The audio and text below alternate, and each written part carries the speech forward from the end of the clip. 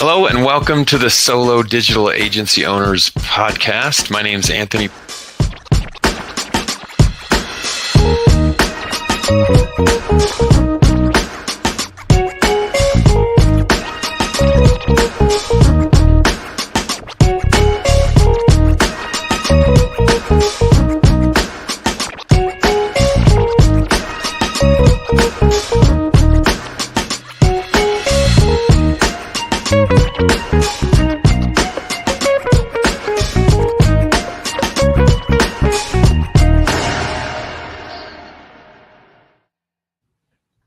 Hello and welcome to episode 6. My name is Anthony Pritchard. I'm here as is normal with your co-host, Paritosh Pareek. Hello, everyone. Our I hope subjects, you. I hope that everyone had a great Thanksgiving. this is a really good holiday in the United States. Everybody always gets together and has a big feast. Mm-hmm. To continue our update on the State of the Union, World Cup soccer is happening. That only happens once every 4 years. Um, Inflation is down. People are spending. It is the holiday season, and yeah, it's time to feast. Awesome. I think, as far as I know, Anthony, he is probably more excited about the World Cup. I know he is happy about the Thanksgiving for sure, but he is slightly more happy about the World Cup than Thanksgiving. Yeah. You know me. I think I've got this background, as a soccer coach and many other things. But today's about you, my friend. Today, you are giving us a presentation on feast and famine. We skipped last week, so today is November 27th, and you're on deck. Thank you so much, Anthony, for introducing that and giving us a review to all our viewers that what all we have covered so far. If you can, Mhm.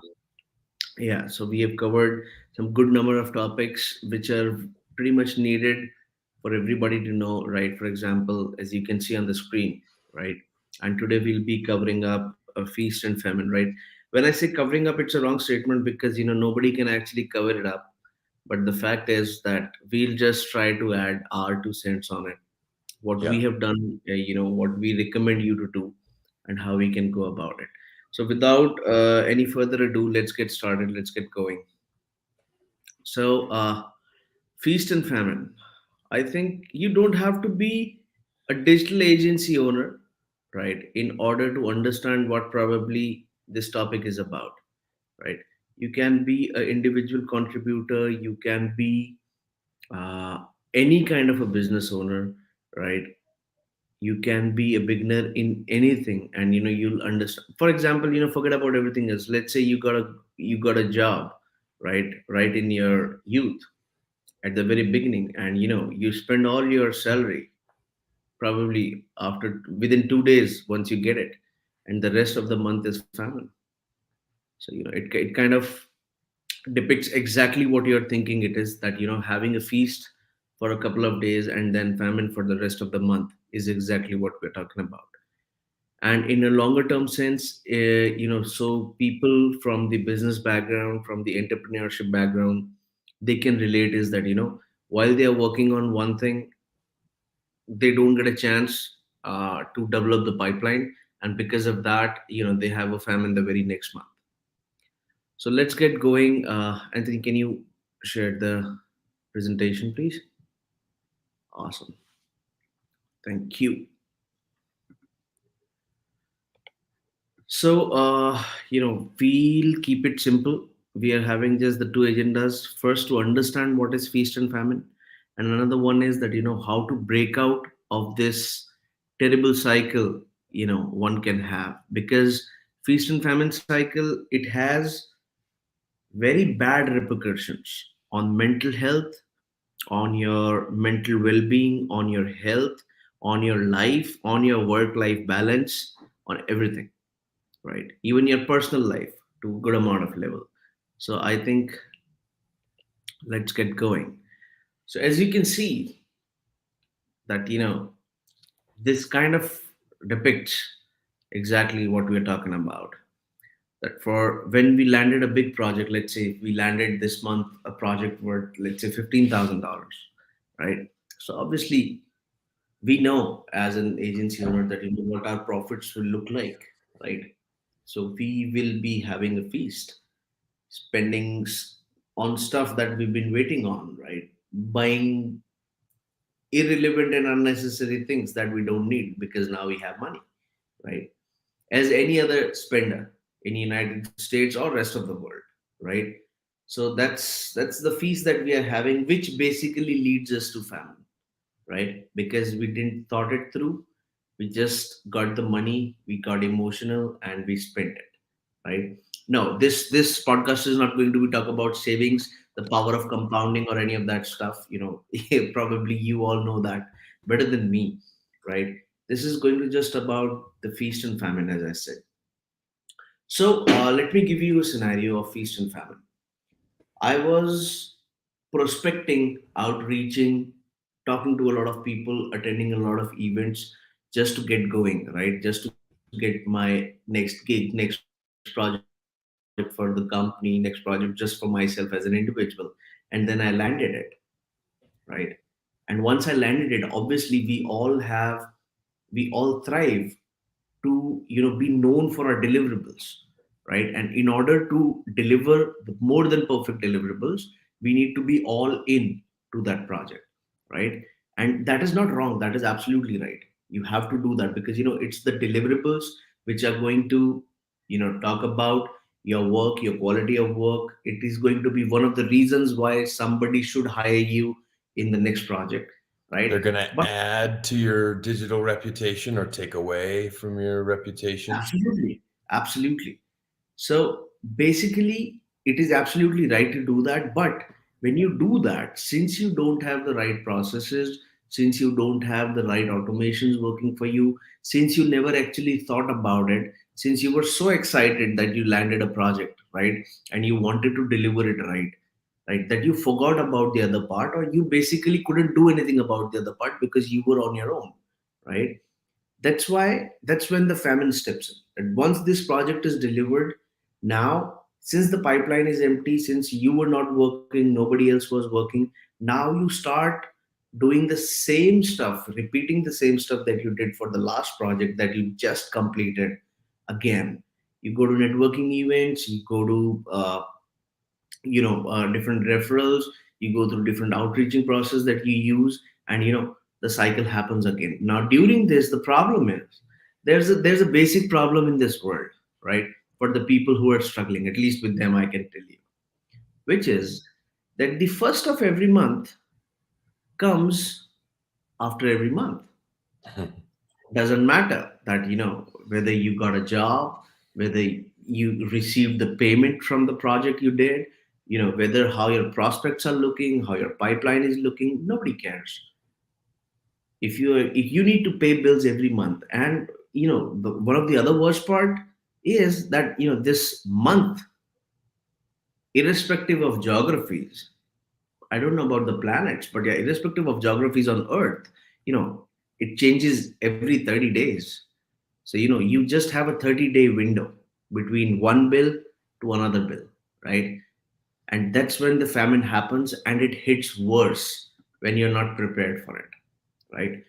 So that's a simple definition of feast and famine that I have gone through. Even sometimes, even today, it happens, right?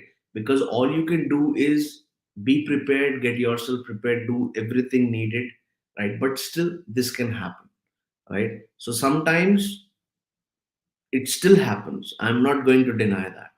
But obviously, now things have been a lot better than when I started. So things are way more stable. But I completely understand what exactly feast and famine is, how to go through it, what you as an individual go through when feast and famine is happening, and what are the repercussions. So let's move on to our next agenda, which is how to break out of this feast and famine cycle. Because you have to employ everything that you can to break out this cycle. And I know you have a life you need to enjoy. You only have 24 hours. You're already working in a project, right? So we will be talking about things that won't take up your 24 hours. I have a suggestion. Go ahead. I know what you should do to escape the cycle. You should hire a lazy assistant who takes twice as much time to teach him or her how to do your work for you and then doesn't do it. Yeah, hire an assistant, teach them to know that they didn't understood it after paying them and spending probably twice the time. Yeah. Yeah. I think that's certainly one of Isn't that what everybody thinks you should do? absolutely right. That's absolutely see. I think you kind of hit a chord with me on this particular topic because I remember a couple of things that has happened to myself when Yeah. I tried doing that. Right. Mhm.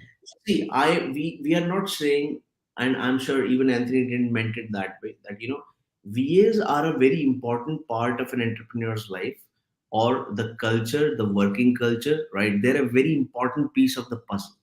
But depending on them and assuming that they are going to work as hard as you, that is the problem when things or relationships with VAs don't work out. And I am an accuse of that I also assume that now I have explained him or her everything, probably everything, right? So now they are going to work as hard as me, right? They are not the part of the profits unless you have an arrangement, right? Mhm. So of something of that sort, right? They don't have the mindset of an entrepreneur, right? They don't have what it needs to do what you are looking for, and they don't have to, right? They don't have to. So that is the reason why sometimes the relationships with VA doesn't work. And I am telling you, most of the time it's entrepreneur's mistake unless VA is really goofing up, right? The expectation setting is a problem. The point of not having the right processes that they can use is one of the reasons. So if a VA relationship is not working, I'll blame the entrepreneur. Being outside the system, I'll still blame the entrepreneur because there is something lacking from their part. Because either they didn't outsource the right piece of the process that they should have outsourced, or they didn't give him the right knowledge. They didn't convey it in a right manner. Anyways, thank you for hitting the wrong chord, Anthony. I appreciate it. All Yeah, right. well, I've seen myself make this mistake. I've seen other people that live close to me make this mistake, and you can't think immediately that you're going to solve all your problems in this cycle by hiring an assistant. I think there's got to be other processes in place, multiple revenue streams, multiple emergency funds set up to provide this cushion of security to make it through the famine. Can't spend everything when you get it. I mean, on over here, I would really recommend everyone to watch a series on Netflix that I have been watching. I think from last couple of weeks, I've been trying to watch it in chunks. Right, haven't been through it all, but I've heard many good things about it. Whatever I have seen so far, it is good. Right, so there's a theme called the Minimalist on Netflix, right? So I would really recommend everyone to go through and don't just look about that. What it is about having the minimum stuff in your house, right? But that series is going to hit you in a right way that why buy four chairs when you can live with two, or why you need just one, right? That is the whole kind of crux behind the whole theory of minimalism or and all that. And minimalism, as we all know, minimalism is the in thing even in the design world, right? Hmm. How we used to have those, nobody, I don't think, other than few of the mom and pop stores or the businesses that really need to flash, people hardly use those flash banners or that flash stuff that we used to do in the early or late 90s, even early 2000s, right? And now Mhm. we are shifting even our design from the full uh, thorough one design to the minimalistic designs, Well, right? they say people have less stress, less anxiety when they Yeah, have fewer things or when they minimalize their belongings. absolutely. So I would recommend you to go and watch it. It's a good I'm recommendation. assuming and hoping that that's going to be helpful. I'll try to share the link in the group.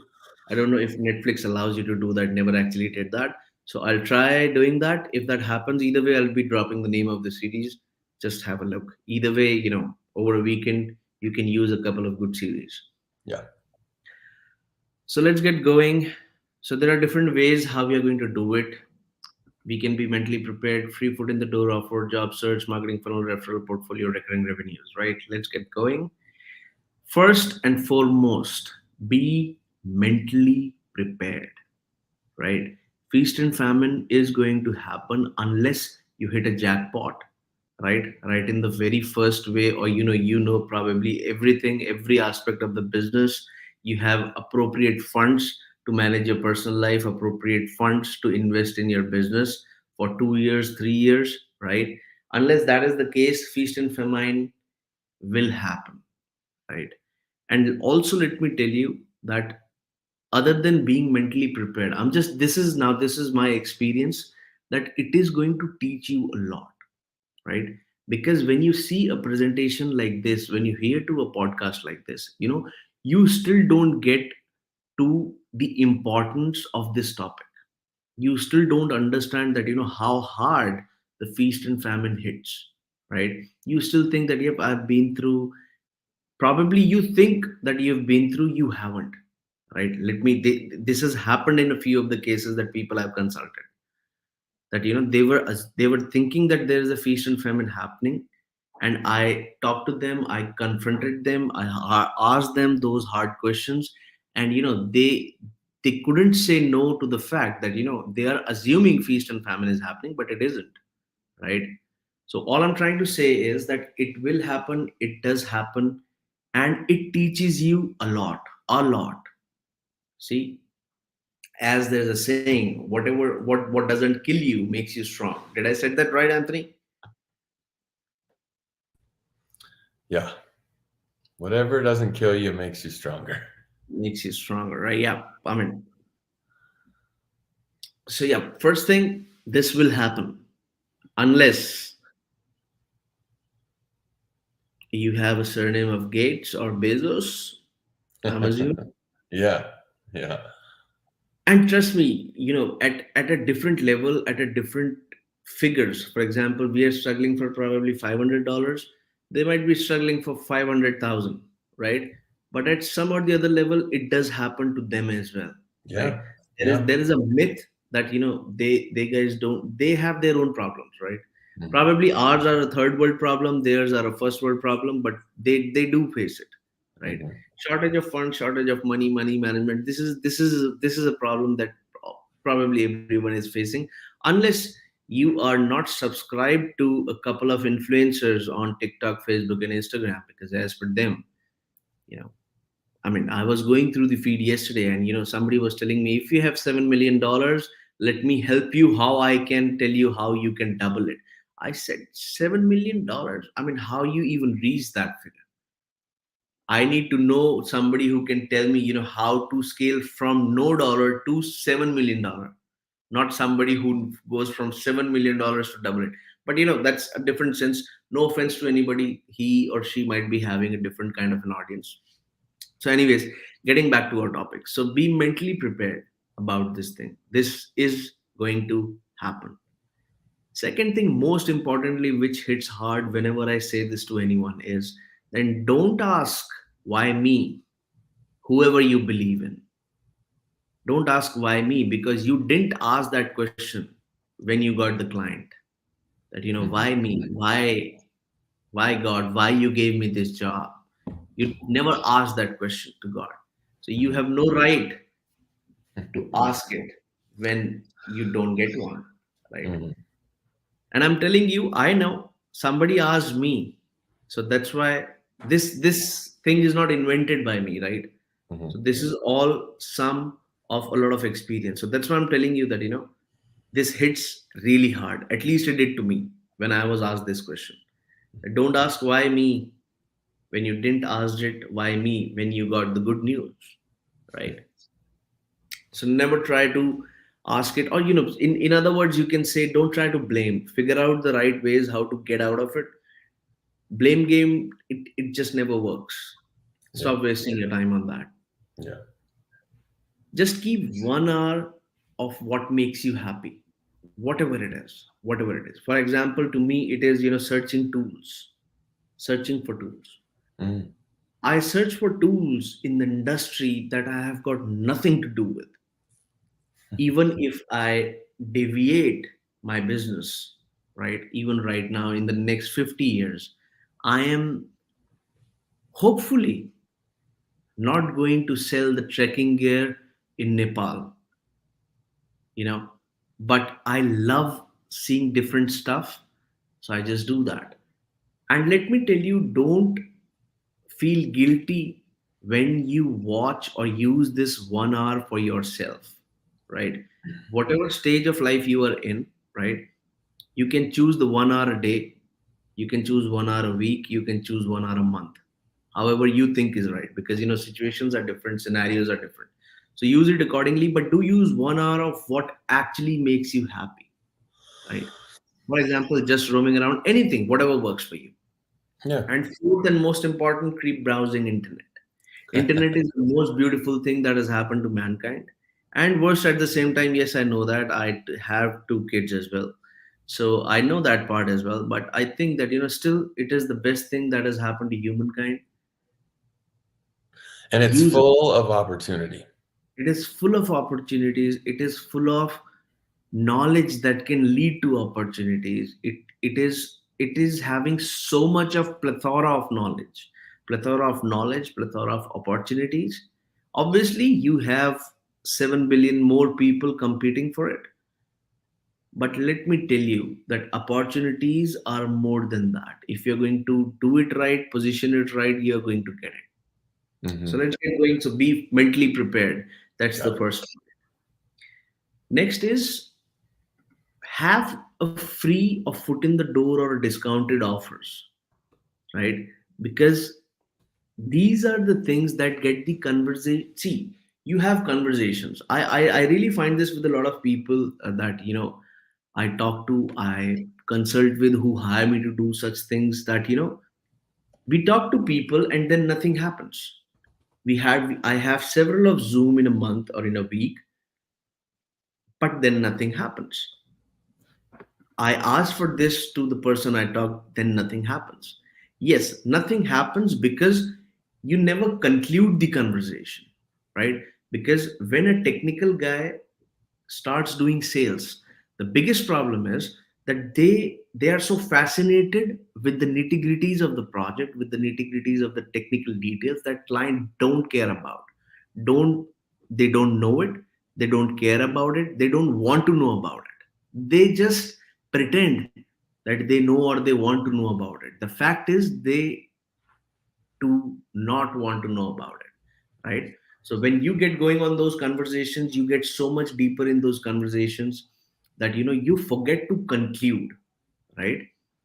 And then you just keep on following up. Any updates? Hey, have you given a thought to my proposal? Can we do this? Can we do that? Right?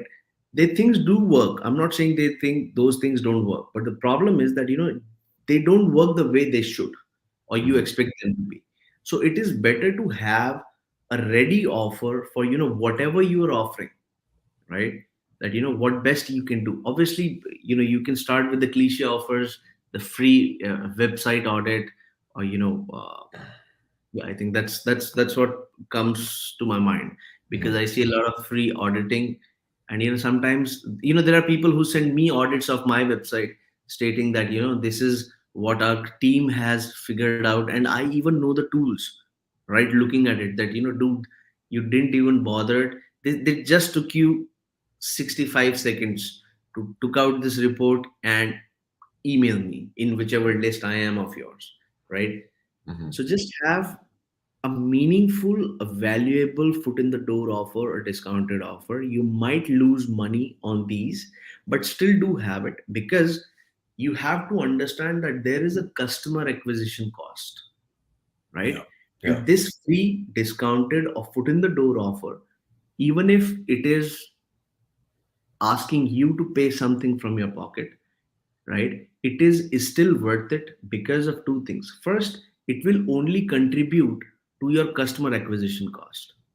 And second, it is going to convert those meaningless or conclusionless conversations that you've been having in bulk, right? So when you talk about sales funnels, how they say it, that sell it even for $1, because make the guy take out, put his hand in his pocket, take out his wallet, take out the card, and put in the card details for $1. Yes. And as our Facebook user has mentioned here, you get the chance to build a relationship, which is it's really important. Absolutely, absolutely. I mean, see, you need to make everyone feel that they are really valued. Mhm. They are really valued on what exactly is happening. So I think that's the best thing you can do to yourself and to others. So make these free foot in the door offers, discounted offers, anything, and just make sure that the offers are made or meant in such a way that it makes the other person feel valued, right? Next is job search and outreach. So while you are working on a project, just make sure that you are using different freelancing sites, LinkedIn, Google search. For there are different methods. Feedbin is one of those that you can utilize to go through, and using some search criterias you can keep on getting jobs from Upwork or Guru, Freelancer, Truelancer, LinkedIn Jobs, Google Search.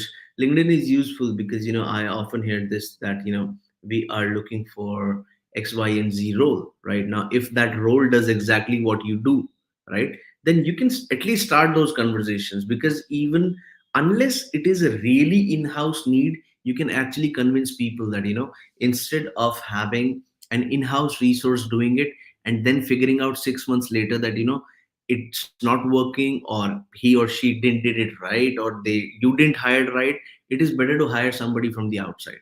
Having the right process, right contracts in place is going to help them.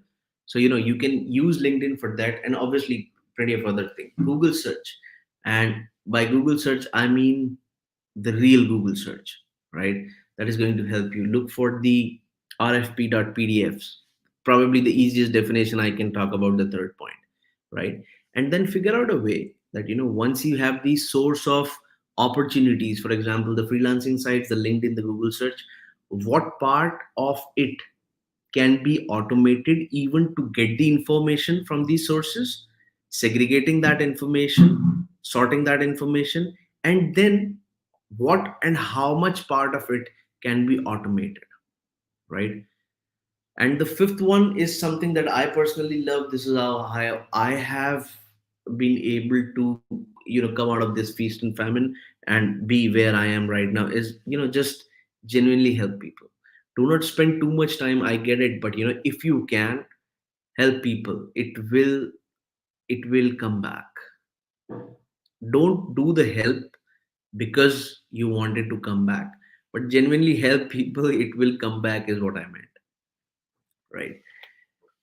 Let's get going. Marketing funnels. So marketing funnels are the only way, I think, that where the complete process can be automated, right, while you're busy.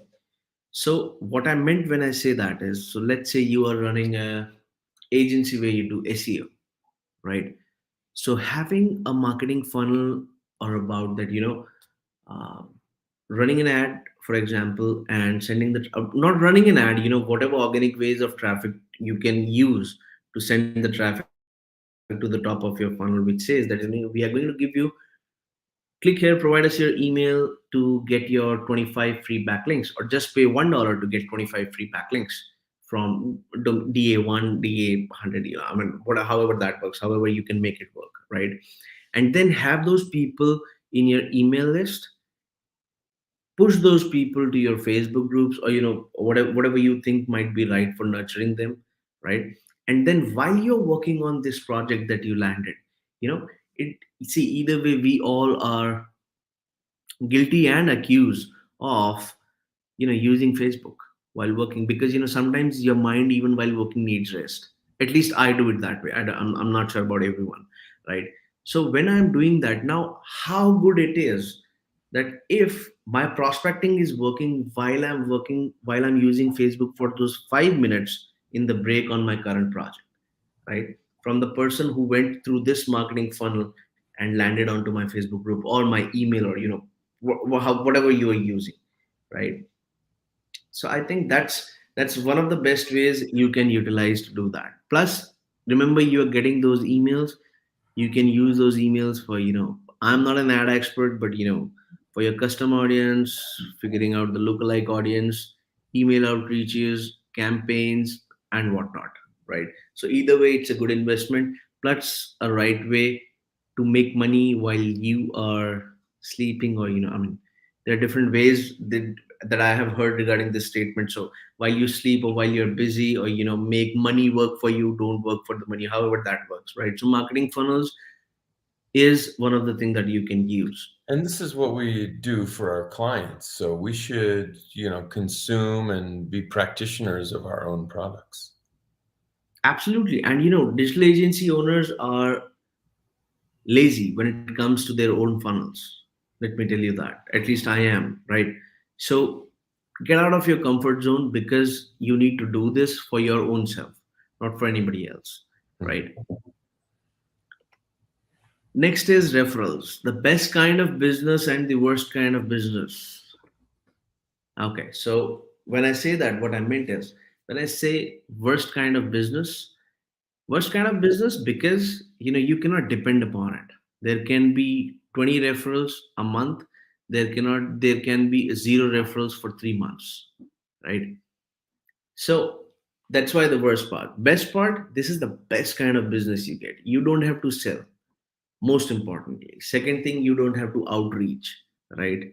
You don't have to provide ton of stuff beforehand, right? Before the client steps in, or before the client actually starts having the conversation. You're not doubtful for whether this is genuine or a spam, right? You don't think that them because of somebody. So these are the most genuine relationships you can have, right? The only problem is that you may get it, you may not get it. So the easiest, super simple, and the best things that has worked for me is, don't be shy. You have done some good work. Unless you haven't, then that's a different case. But I think there are ways to ask for referrals even if you have not done the good work, right? So ask for it. Just simply ask them that, hey, I'm in need of. See, however somebody talks about, however somebody flaunts, talks, says things, the fact is everyone knows people need work, right? We all need work, and you don't know, even the one you are considering that they don't need, even they need, right? So people understand that. Just ask for referrals, simply ask it. But once you get it, this is a very common mistake that happens, that you don't value the referrals that you receive, right? So treat your referral customers as the most VIP customers in your agency, right? Irrespective who they are, because it's not just your name or your money on stake, it's somebody else's name on stake as well, right? So principally it is wrong to not write referrals, unless they are really weird, or probably they are asking for to buy some mountain gear for an Everest expedition from an agency owner. Other unless these both are the cases, treat them as a VIP customers. And even if these two are the cases, still treat them VIP, because somebody still referred somebody to you. Yeah. So use that. Hmm. And again, I'm going to repeat it, can't say it enough. Just ask for it. Yeah. Just ask for it. Nice. That's a good recommendation. Next is your portfolio.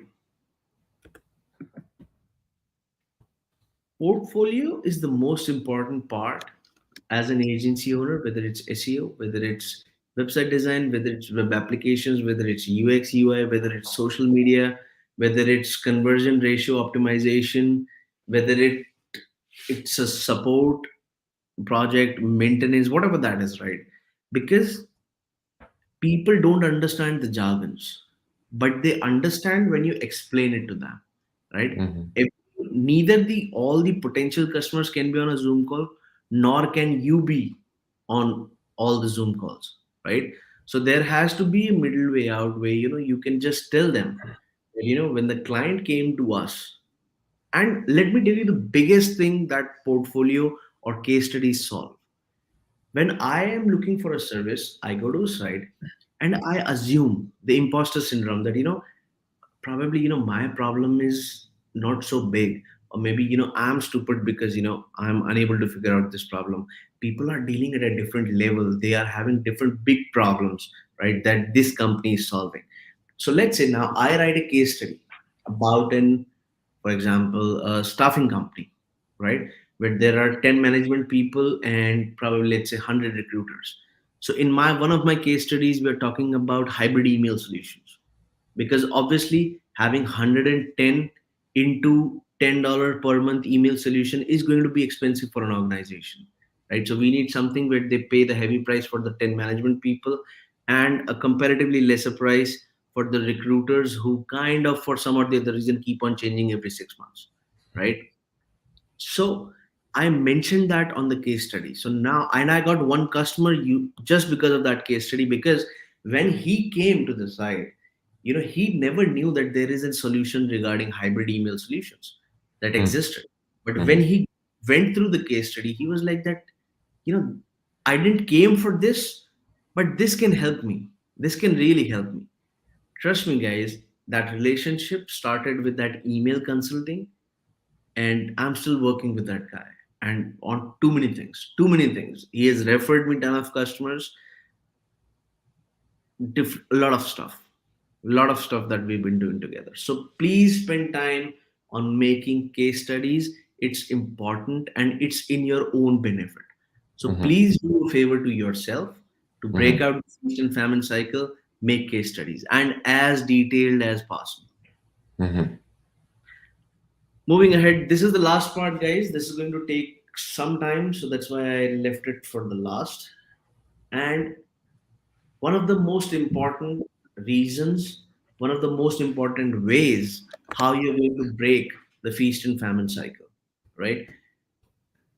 I have heard it from plenty of people when in my initial days that why don't you start selling the website care plans, or why don't you get into recurring stuff. I didn't understood it then that how does that work, right? Obviously that was because of my lack of knowledge, because at that time what I was assuming was to update a plugin, what happens, what one has to do, just click a button, it happens. I mean, how am I going to convince the customer that you need to pay me $25 just to do this, right? That's because I didn't had the right piece of knowledge at that point of time, right? Now I know anyone can click that button, right?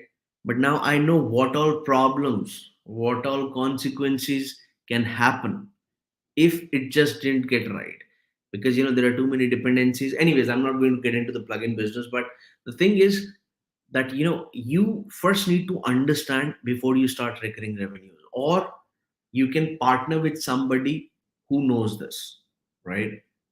So recurring revenues are the best possible thing. Just how I see how I call it, people say that the best thing that has ever happened to humankind is compounding, or the power of compounding, right? And I say the next best thing that has happened is the recurring revenue model, right? And it is a simple model, right? I know there are different very complex pricing models that happens. I mean, even on the enterprise projects I see those every day in the pricing, in the software licensing, that how difficult the pricing models can be.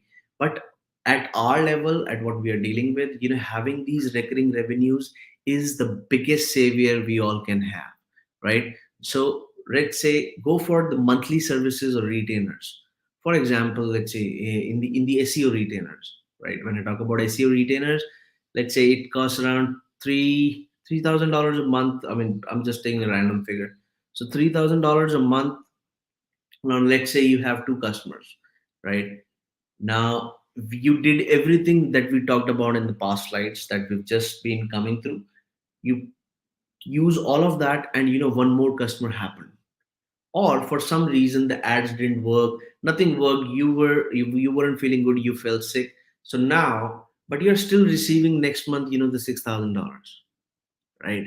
So that is the beauty of recurring revenues. I need not to tell you for that to happen. And I know if you haven't started with recurring revenues, it is going to seem almost impossible to you that how will that happen, right? But again, as I always say, that position yourself correctly. If you're not going to position yourself correctly, even you'll be doomed even post recurring revenues, right? Because you have to position correctly, you have to do the right expectation setting. You cannot give them the whole world for $3,000 or even for $30,000 a month, right? You need to expect, you need to set the right expectation that what will be done in this amount. Don't get scared of the client. You are doing them a favor by doing the right work for them, right? So don't get scared of them. I know when you don't have the money, when the pipeline is empty, you have to say yes to everything that comes your way.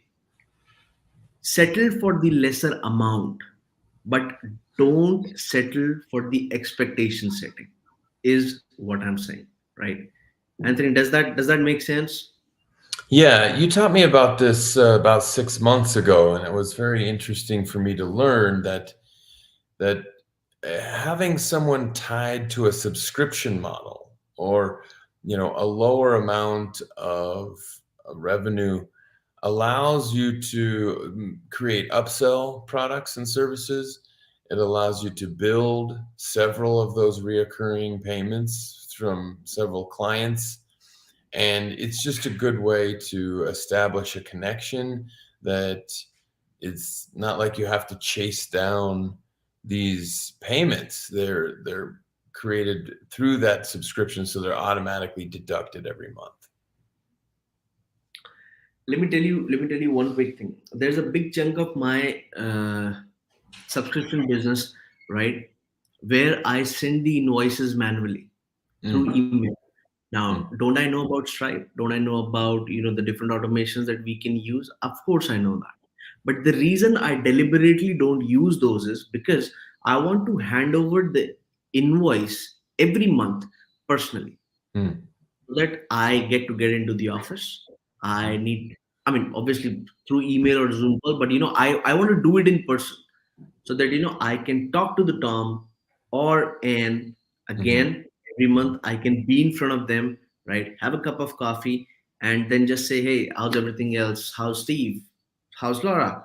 Right? And then just talk about it. And then what happens is that you just don't get out of their memories, right? Newsletters aren't the only way. If you're something like me, newsletters is not your thing, or you don't have too many updates to send to them, right? Then this is the best way to keep engaged with your existing customers. Don't underestimate the power of your existing customers, guys. I cannot lay enough stress on that. Anyways, so yeah, monthly services and retainers is one. Second is affiliates. Help people, tell them that what they need, you have a solution, and you're going to send them an affiliate link. Don't dupe them, right? Just tell them upfront, this is an affiliate link. When you pay $100, I make $10, but either way, whether you use this link or not, you will be paying $100, right? So if you use this just as a gesture to pay me something back in turn of what exactly I consulted you for, just use this link if you can. If they don't let that reflect in your relationship, right? mhm. It doesn't matter, but use it for everything. Use it for everything. I mean, when I first came across SiteGround. SiteGround is one of the hostings that we use. I have made, probably in the first year itself, I have made more than, how much, more than $6,500, just for that, just by referring people to SiteGround, right? Now, $6,500 a year is not a big amount, but what I'm trying to say is either way, I'm talking to a customer about hosting. Doesn't matter whether I want to do it or not. Now they think, do you recommend something? Yes, I do. I have a very strong recommendations, right? So here one of it. If you buy it, it will give you I don't remember the exact offer, but some discount, and then you will get this in written, right? The key is consistency. You keep on doing that, and don't do it every time, right? This is Everyone is not going to buy everything from you. Just make sure that you have these things set up, these things are ready with you to send, right? My first Google customer was that, Paritosh, can you help me with our emails setting up? And I was like that, I have no clue, I never did that. I immediately, the first thing that I ever looked when somebody told me a tool about is how to become partners with that tool, right? That's how you go about it. So think about affiliates, but always tell people, right? Because other than the big affiliate people, sometimes people get offended that, oh, I do not want to do this, because I mean, they're not going to say it, but they find it, you smart enough or cunning enough that you are using different tactics, or the different ways to make money without telling them. So just tell them upfront, just be, very upfront and honest about it. It will work. It will work slowly, but it will work. And look for the programs which offer recurring commissions. Okay, we're all interested to find out what is the third item that is not listed. Oh yeah, I'm working on that because I'm yet to figure that one out. Okay. I think I probably missed on that one. Well, if you're watching, put it in the comments if you have any other forms of recurring revenue, because Paritosh and I could use it, and I'm sure everybody else watching would love to know about it. Absolutely. And then again, as a part of this whole process, automate the outreach as much as you can and help people. Genuinely help people, right? It is a boomerang, it is going to come back to you in some or the other way, right? But just help people because people need it. And let me tell you, more than people, you need it, right? Hmm. So just do it for your own good. If nothing happens, let's say if nothing happens by helping people, it will make at least you feel good, right? Hmm. Hmm. So I think that's all in terms of what I have utilized, what I have used, what I've been using regarding my ways to come out of the breaking out the feast and famine cycle. Just keep on doing. If you have any questions, feel free to drop it in the comments, drop it in in the Facebook group. If you haven't joined, just go to solodigital.agencyowners.com, join the group, ask these questions. There's no cost attached to it. This is genuine help and nothing else. Well, thank you for your presentation today, Paritosh. We really appreciate it. If anybody has any questions about how to set up those reoccurring revenues or anything to do with his presentation today, he is making himself available for that free consultation, right? That free or offer. or or or maybe a foot in the door offer, right? If we end up working together, my reason or my way of helping on this podcast can be one of those exercises of breaking out of my feast and famine cycle, right? Mhm. Let me put it that way, if that makes anyone understand it any bit better. Yeah. All right. So we'll see you next week for a brief overview on Google Analytics 4. It will be my pleasure to show you everything I know on the new Google Analytics and how it is going to make your life easier for tracking events on websites, conversions in advertising, and overall reporting for your customers when you're providing your digital marketing services. And I am going to help you this week before GA4 actually happens with Anthony, because let me tell you, let me make you mentally prepared. It is a confusing topic, right? So before that happens, I'm going to drop a piece which is going to talk about how you can use GA4 for the best prospecting technique, right? So Mhm. I'll drop a video about that. Stay tuned and let us know if we're not doing it right, because even we haven't been on the podcast for how at least I haven't been I haven't done that in the past. If you are missing something, if you need something changed, if you need something better structured, if you have suggestions, if you have lashing out, right, do that, do that, please do that. Have a good night. Thank you guys, thanks for watching. Bye bye.